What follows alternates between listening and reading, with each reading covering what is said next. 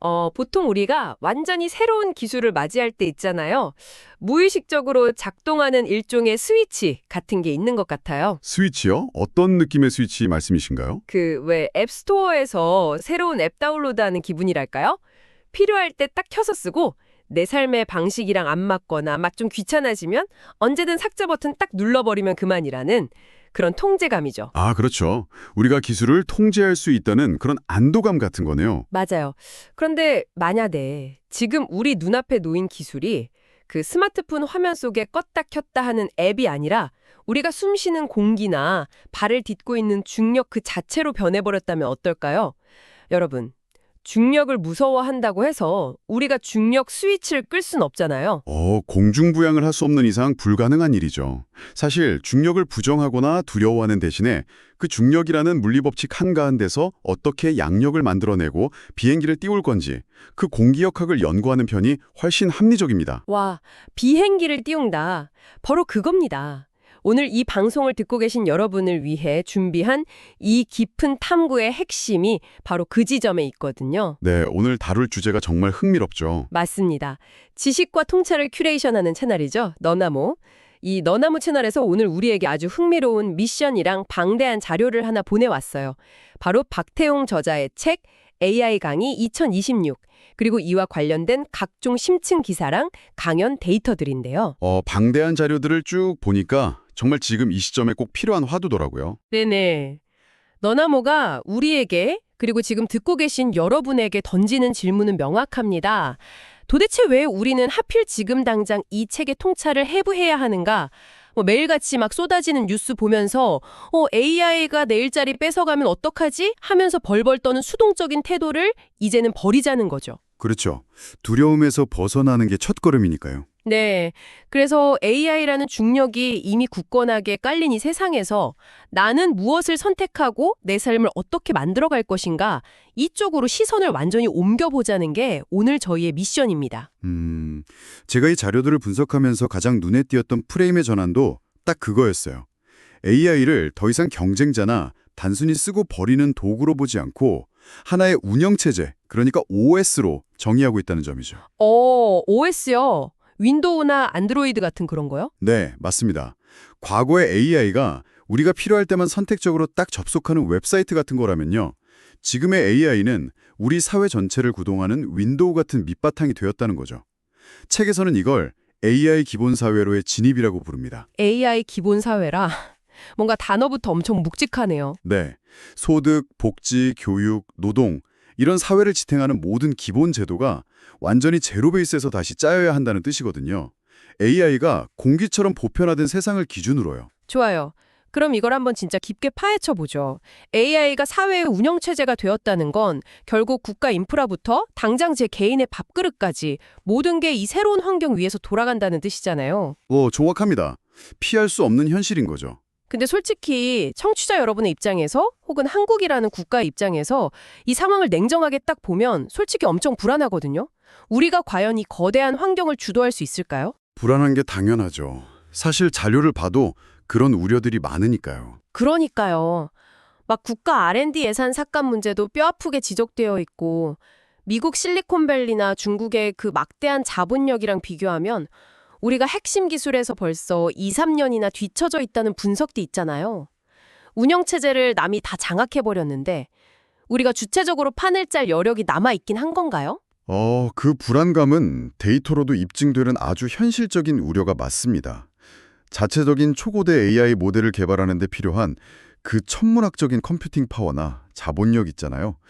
거기서 미국 빅테크를 당장 압도하기란 솔직히 불가능에 가깝죠. 역시 그렇군요. 그럼 우리는 그냥 끌려가야 하는 건가요? 아닙니다. 자료가 제시하는 돌파구가 있어요. 이게 단순히 누가 더 똑똑한 소프트웨어를 만드느냐의 싸움이 아니거든요. 핵심은 소프트웨어가 현실 세계와 만나는 지점, 바로 피지컬 AI의 장악력에 있습니다.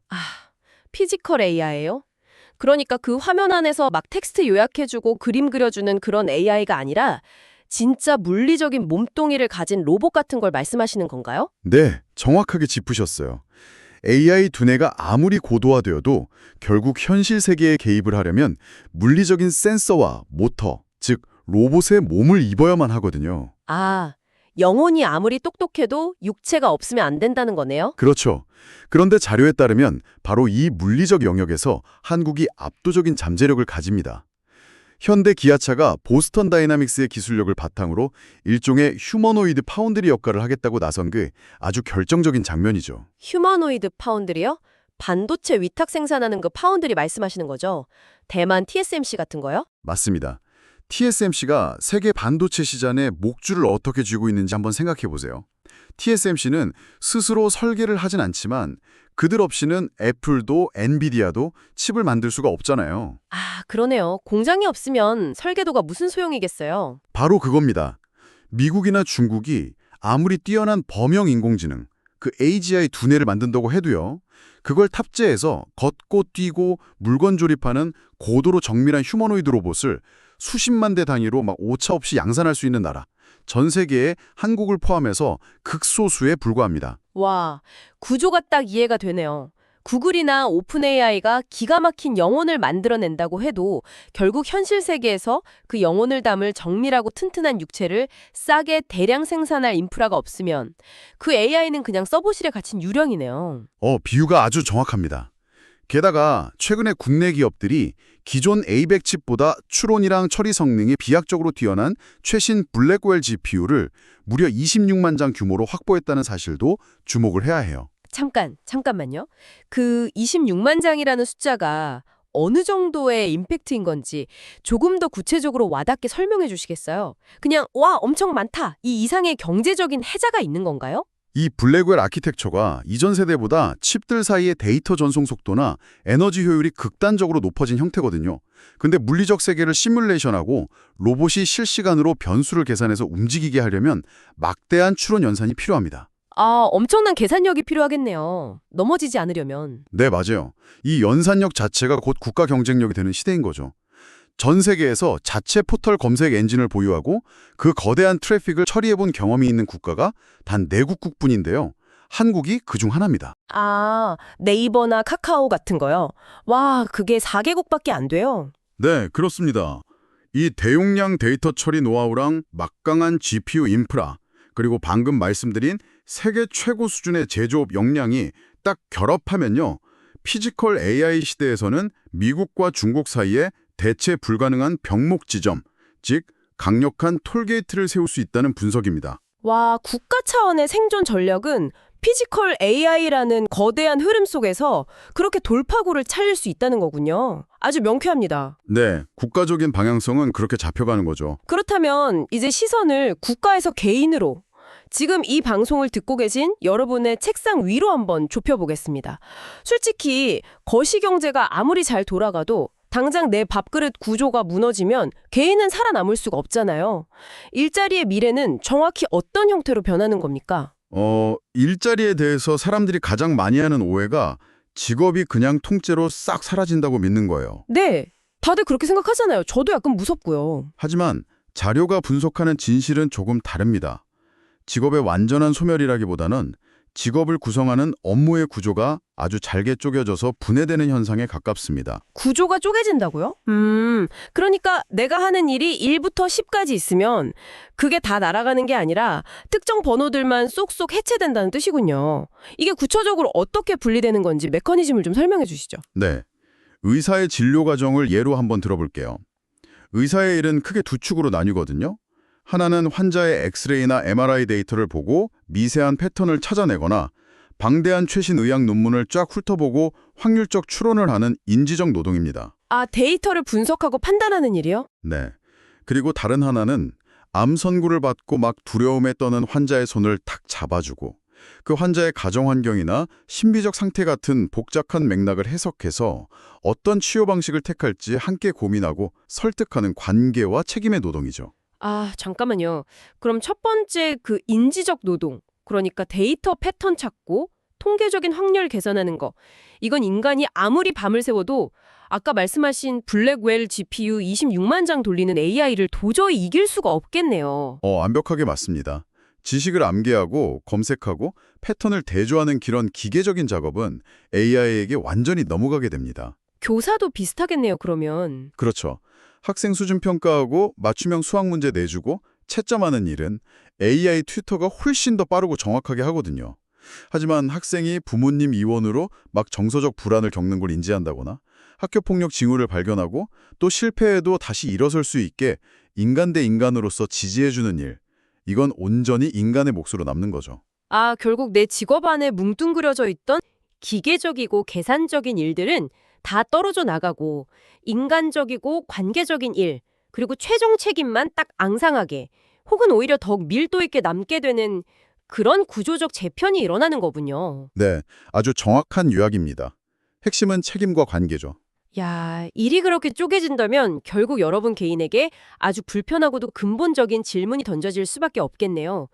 기계적인 일이 다 떨어져 나간 뒤에 나는 도대체 어떤 가치를 만들어내는 사람인가? 네, 바로 거기서부터 개인의 생존 전력이 시작되는 겁니다. 이 자료들이 우리 삶을 재설계하기 위해서 4가지 핵심 질문을 제시하는데요.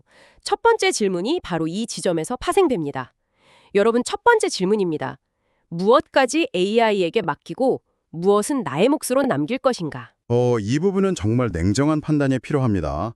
정보 수집, 문헌 요약, 데이터 시각화나 코딩 초안 작성 같은 일.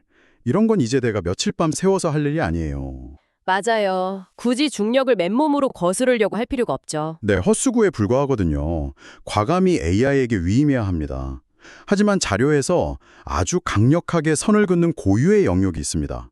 그게 뭔가요? 절대 넘겨주면 안 되는 거요. 무수히 많은 데이터랑 옵션 중에서 나는 무엇을 묻고 어떤 결과를 선택할 것이며 그 선택이 불러올 결과에 대해 어떻게 책임질 것인가.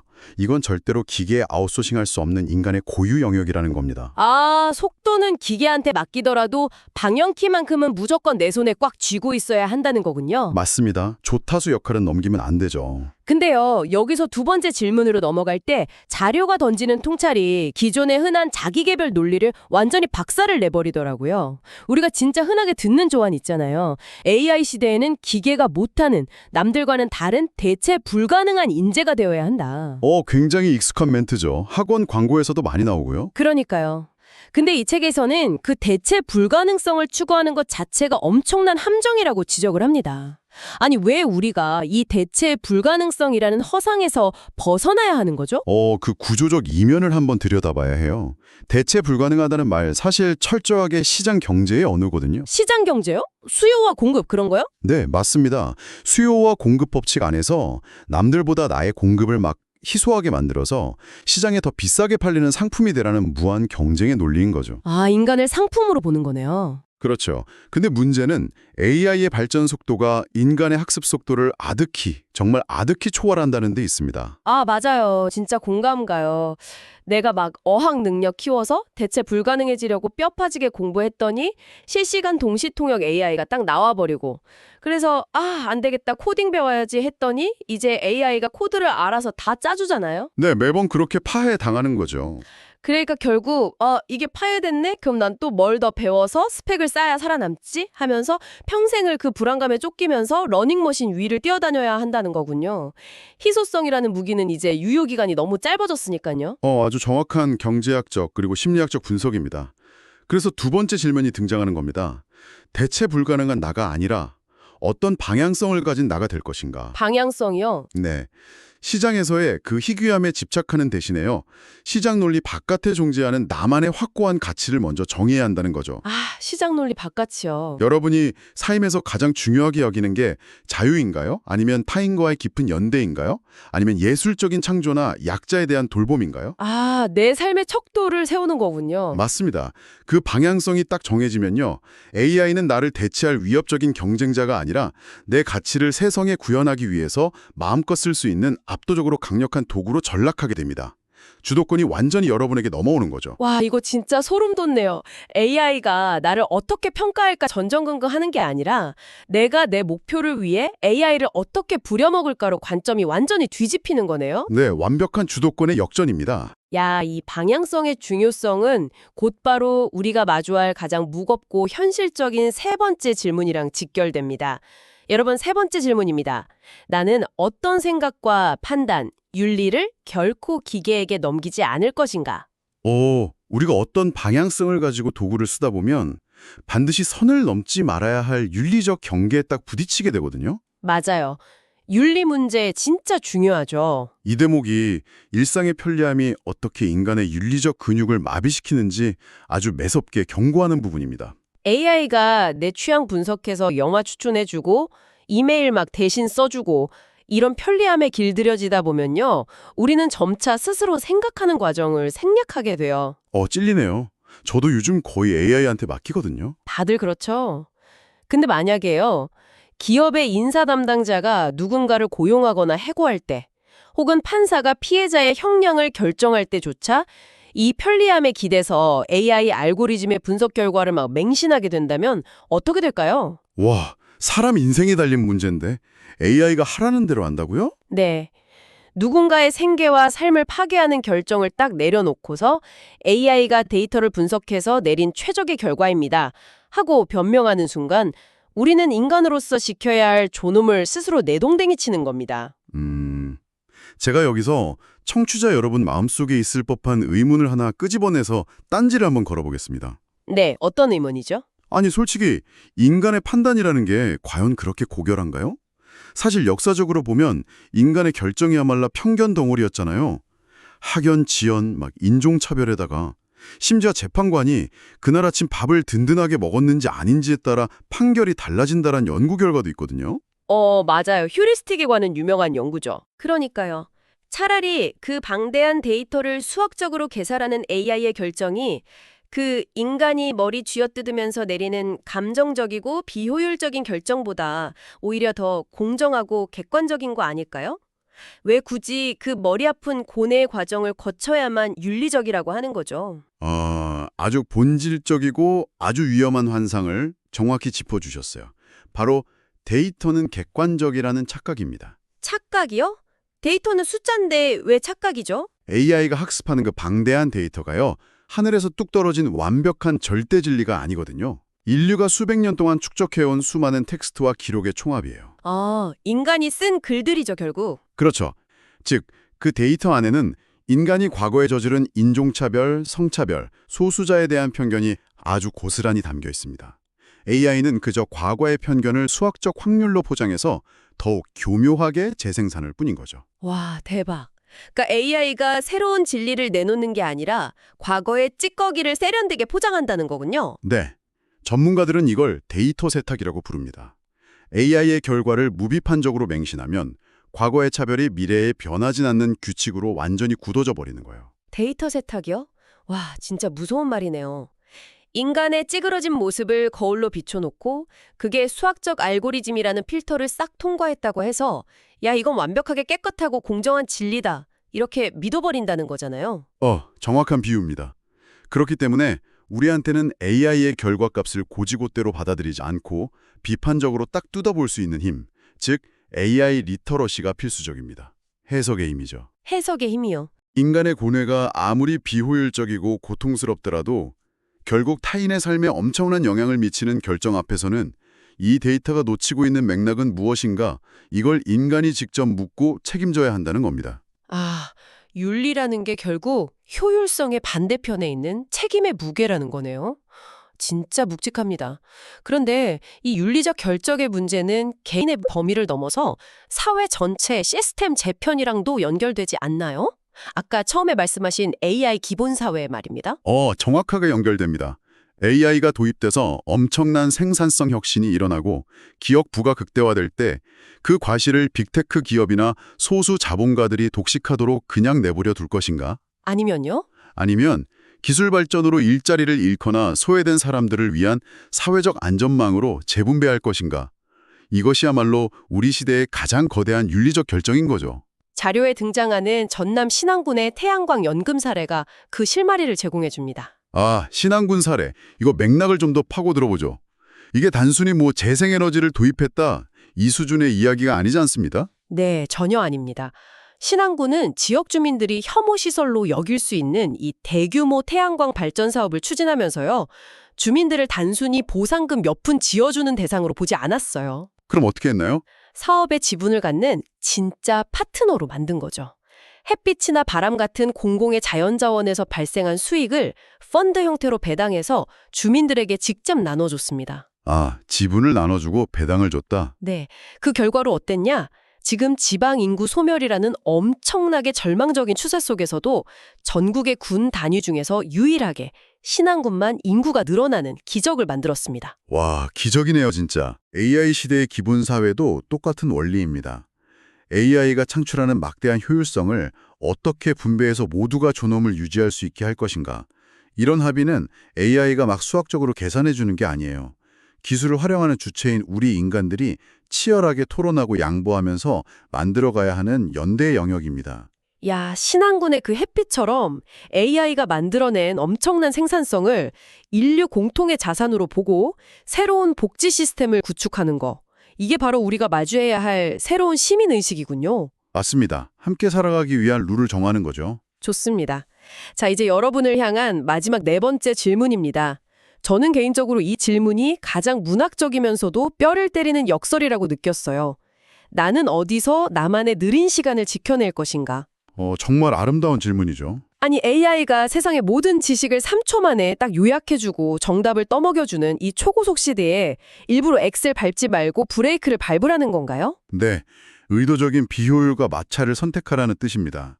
AI가 모든 걸 진짜 빠르고 매끄럽게 요약해 줄수록 역설적이게도 우리는 그 요약본으로는 절대 도달할 수 없는 깊은 사유의 바닥과 마주하게 되거든요. 사유의 바닥이요? 나는 어떤 삶을 살고 싶은가? 타인의 고통에 나는 어떻게 반응할 것인가? 어떤 가치를 위해 나의 에너지를 쏟을 것인가? 이런 철학적이고 근본적인 질문들은요. 챗 GPT한테 프롬프트 딱 입력해줘? 3줄 요약해줘? 한다고 얻어낼 수 있는 정보가 아니잖아요. 맞아요. 지름길로 쓱 가서 얻어낸 정답에는 내 경험의 지문이 안 묻어 있으니까요.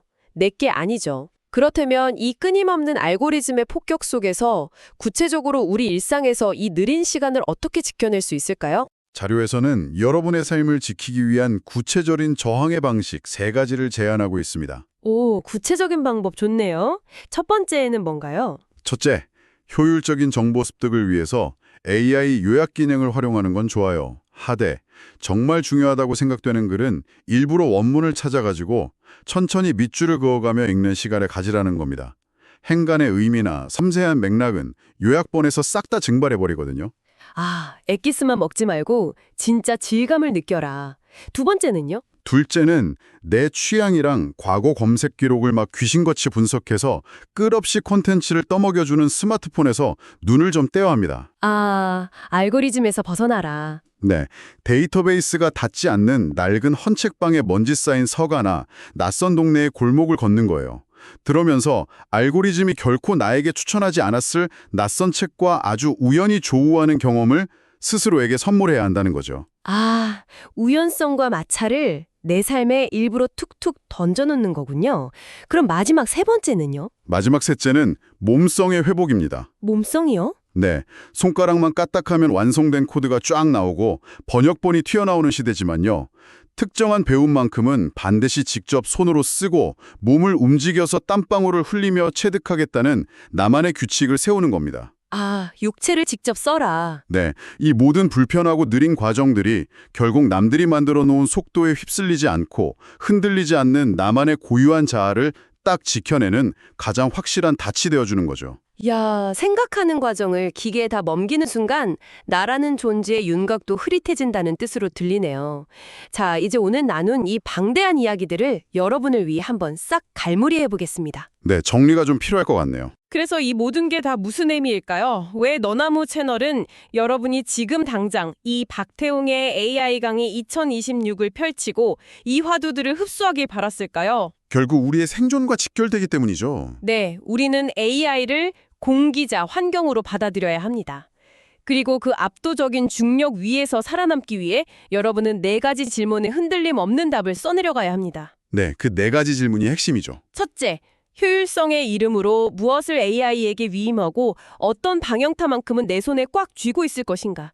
둘째, 시장의 트렌드를 쫓아서 대체 불가능해지려는 그 소모적인 경쟁을 멈추고 나만의 확고한 가치와 방향성을 어떻게 세울 것인가. 네, 그리고 3번째, 윤리적 질문이죠. 맞습니다. 셋째, 윤리적 책임의 무게를 회피하지 않고 누군가의 삶에 영향을 미치는 결정만큼은 철저히 인간의 온기와 책임으로 감당하겠다는 다짐.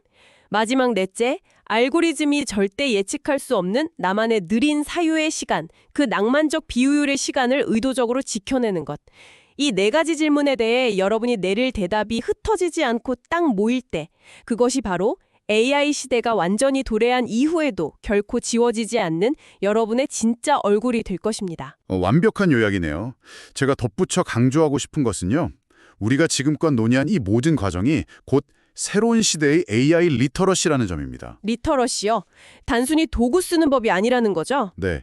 AI 리터러시는 이제 파이썬 코딩을 잘하거나 프롬프트를 막 기가 막히게 뽑아내는 기술적 숙련도에 그치지 않아요. 변화하는 세계의 밑단, 그 구조적 원리를 꿰뚫어보고 기술이라는 거대한 파도 위에서 내 삶의 목적지를 스스로 설계해내는 가장 본질적인 주체성의 힘입니다. 주체성의 힘. 오늘 이 탐구가 여러분의 그 힘을 기르는 단단한 디딤돌이 되었기를 바랍니다. 오늘 긴 시간 치열한 사유의 여정을 함께해 주신 여러분께 깊이 감사드립니다. 머릿속에 막 수많은 생각들이 요동치고 계실 텐데요. 오늘 탐구를 마치면서 오늘 밤 여러분이 혼자만의 느린 시간 속에서 스스로 곰곰이 곱씹어 볼 만한 도발적인 질문을 하나 던져드리겠습니다. 오, 어떤 질문일지 기대되네요. 여러분 한번 상상해 보세요. 가까운 미래에 내 독서 취향, 과거의 선택들, 가치관, 심지어 내밀한 윤리적 성향까지 완벽하게 스캔하고 학습한 나만의 개인화 AI 복제본이 딱 등장했습니다. 내 윤리관까지 복제한 AI요? 네, 그리고 내가 깊은 고뇌 끝에 내릴 법한 그 무겁고 딜레마로 가득한 윤리적 결정을 그 AI가 내 사고방식이랑 100% 똑같이, 아니 어쩌면 편견 없이 더 정교하게 대신 딱 내려준다고 가정을 해보는 거예요. 야, 진짜 무서운 상상이네요. 그렇다면 그때 여러분은 그 인공지능이 내린 결정이랑 내가 직접 피를 토하면서 고민해서 내린 결정 사이의 차이를 세상에 혹은 나 자신에게 어떻게 증명하시겠습니까? 기계가 나의 양심과 영혼의 패턴마저 수학적으로 다 복제하는 이 시대에 진짜 살아 숨쉬는 나라는 주체를 증명하는 단 하나의 근거는 과연 무엇일까요? 정말 깊이 생각해볼 화두네요. 네, 오늘 하루는 일상의 알고리즘을 잠시 끄시고 그 질문의 답을 천천히 찾아보시길 바랍니다. 오늘 탐구는 여기까지입니다. 감사합니다.